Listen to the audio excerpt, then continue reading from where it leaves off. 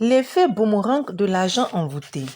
Je n'ai jamais compris les raisons qui peuvent amener deux sœurs à se détester autant. Depuis mon enfance, ma mère et sa sœur aînée se parlaient à peine. Pour leur âge, toutes deux vivaient encore chez leur père et c'était quand même difficile à comprendre.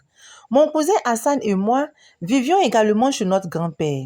Nos mamans ne se supportaient pas, mais Hassan et moi étions les meilleurs amis du monde. Malgré leurs menaces subtiles, nous n'avons jamais voulu être séparés. Hassan était un garçon formidable. Il était très drôle, il ironisait tous les propos de sa génitrice au sujet de ma mère et moi. Il me disait que nous ne devions pas aller dans leur sens. Mon grand-père était toujours là pour leur remonter les bretelles et leur faire comprendre que 18 ans de rivalité, c'en était trop. Il leur demandait de privilégier la fraternité. Quant à notre grand-mère, elle demeurait impuissante. À peine ses filles l'écoutaient. Pour les études et les loisirs, surtout les matchs de foot, Hassan et moi étions les mieux lotis. Nos grands-parents nous défendaient de prendre part aux querelles de nos mères. Grand-père nous disait, vous n'avez rien à voir avec les bisbilles entre vos folles de maman. Cela date d'avant votre naissance, alors ignorez-les. Combien de fois ma mère ou celle d'Hassan ne nous ont-elles pas fait de remontrances parce que nous étions heureux ensemble? La classe de terminale était déterminante pour mon cousin et moi. Nous nous étions jurés le succès dès la première année. Pas question de deuxième chance. Nous avions hâte de nous éloigner de l'atmosphère morose que nous offraient nos mères. Nous rêvions de vivre au campus de l'université d'Abidjan. J'étais le major de ma promotion. C'était donc à juste titre que j'aidais Hassan à exceller dans nos matières de base. Bien qu'il soit mon aîné, il ne se montrait pas orgueilleux. Tante Rokia, la mère de mon cousin, ne communiquait pas plus de 5 fois avec moi dans l'année. Elle ne répondait presque pas à mes salutations. Maman, par contre, essayait de ne pas impliquer Hassan dans leur querelle. Je me souviens qu'une fois, tante Rokia avait brûlé ses chaussures. Des chaussures que maman avait offertes à Hassan. Ce jour-là, grand-père se montra très furieux. Il faillit même lui porter main. C'est d'ailleurs après cet incident que grand-mère a jugé bon de nous raconter ce qui opposait tant nos deux mamans. Mon père biologique aurait séduit tante Rokia qui sortait de veuvage. Hassan avait à peine 1 an. Tante Rokia dit qu'elle ignorait que mon père était le petit ami de sa sœur. Lorsque ma mère l'apprit, elle était déjà enceinte de moi. Papa a donc voulu tout arrêter avec ma mère pour épouser sa sœur. Il s'est heurté au refus catégorique de mon grand-père. Celui-ci lui interdit même l'accès à son domicile et par ricochet l'accès à ses filles. Maman et sa sœur étaient alors sous surveillance 24 heures sur 24. Elles se bagarraient à longueur de journée. Mon grand-père aurait juré que si mon père approchait encore l'une de ses filles, il le payerait de sa vie. 2 mois plus tard, mon père mourut de courte maladie. Grand-père fut indexé par tout le monde. Depuis la mort de papa, les deux sœurs sont devenues des ennemies jurées. Honnêtement, je puis dire que ma mère est plus consignante que tante Rokia. À l'approche de l'examen du baccalauréat, tante Rokia devint subitement gentille avec moi.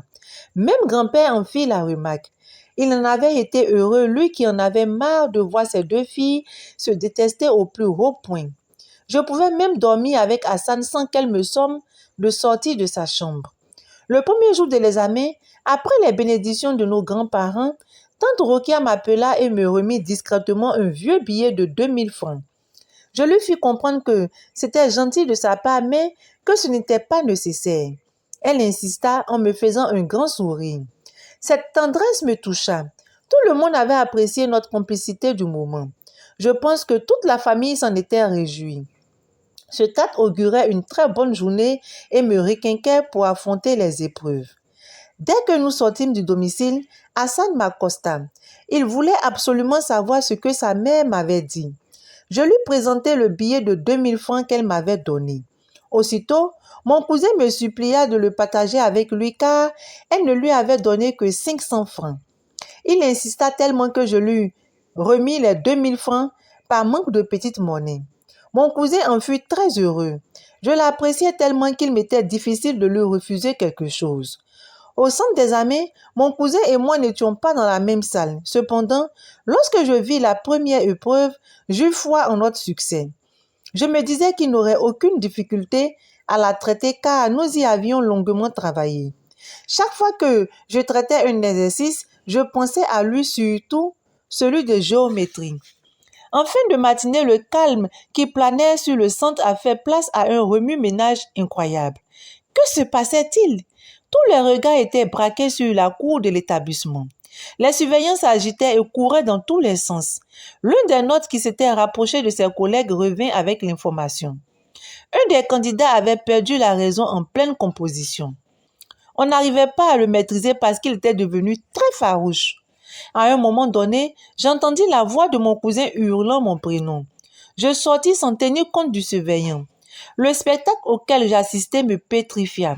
Hassan était tout nu. Il s'était roulé dans le sable. J'eus du mal à le reconnaître. Dès qu'il m'aperçut, il me lança. « Cousin, tu as vu mes 2 000 francs? Allons faire la fête. » Je ne comprenais rien à son propos. Informée, ma tante arriva précipitamment sur les lieux. Dès qu'elle m'aperçut, elle vint se jeter sur moi en hurlant. « Qu'est-ce que tu as fait à mon fils? Pourquoi lui as-tu remis le billet de 2 000 francs qui t'était destiné? » Ainsi s'achève notre histoire. Quel comportement, quelle haine! Vouloir à coûte que coûte détruire la vie de l'enfant de sa sœur par jalousie alors que le monsieur est déjà mort. En voulant le faire, c'est elle qui a détruit elle-même la vie de son fils. Et vous, que pensez-vous de cette histoire? Sur ce, je vous dis bye.